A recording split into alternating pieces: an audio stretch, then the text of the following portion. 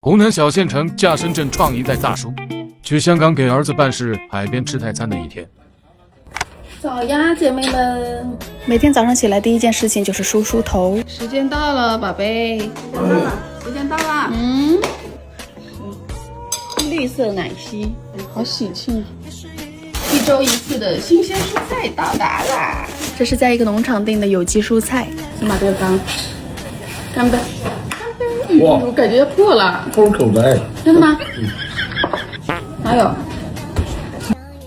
阿姨们也在看你呢，打个招呼。点赞点赞，非常自律的宝贝，跟爸爸一样。再来块鲜阿胶。最近很爱吃这种滋补小零食，毕竟女人嘛都想保养的好。以前觉得自己年龄小也没当回事儿，现在生了娃熬个夜啊，真的是状态全挂脸上了。我特意挑的这种没加芝麻核桃的，阿胶含量足，给我的反馈也是比其他阿胶要快很多。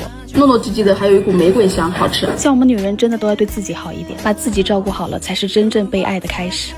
果然感觉去了幼儿园之后变得越来越独立了。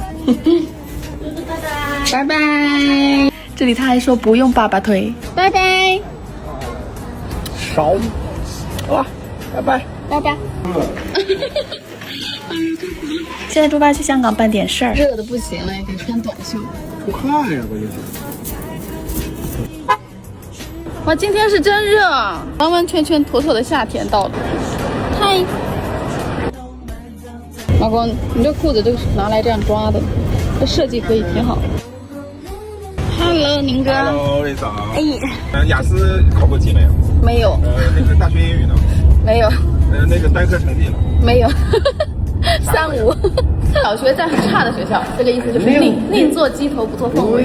在香港不能评价人家，其实人家那学校你就差不多，不能说差。现在这么小就有身份证了？可以呀。而且他这张还是躺着拍的。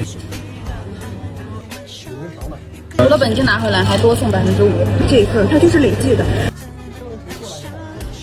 就当礼物赠送给他了，然后你就可以把。我觉得他不懂事儿的话，我就那你依然就我说的算是吧。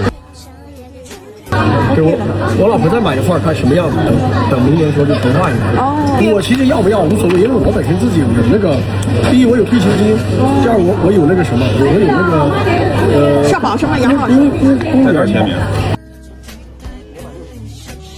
阿姨能不能带过来，带到香港？那有啥不行？给他先办居住证，但是菲佣也得看碰不碰得到好的，不是每一个都好吧？太 kitchen， 香港朋友给我们强烈推荐了一家小众的泰国餐厅，很有泰国风味啊，突突车。答应我，如果来香港一定要过来尝一下这家。其他招牌你推荐？招牌推荐一下，是鲜虾的吗？可以啊。我们不要鲜虾，这个是包菜，这个小包菜。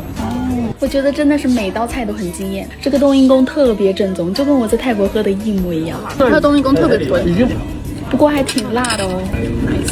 很多人说创一代过于精打细算，其实这个词吧是个中性词，它是炸皮蛋哎，也就是说他想给你花，不用你说他会安排；不想给你花，那就会是各种借口。比我们他们在广州吃的好吃多了。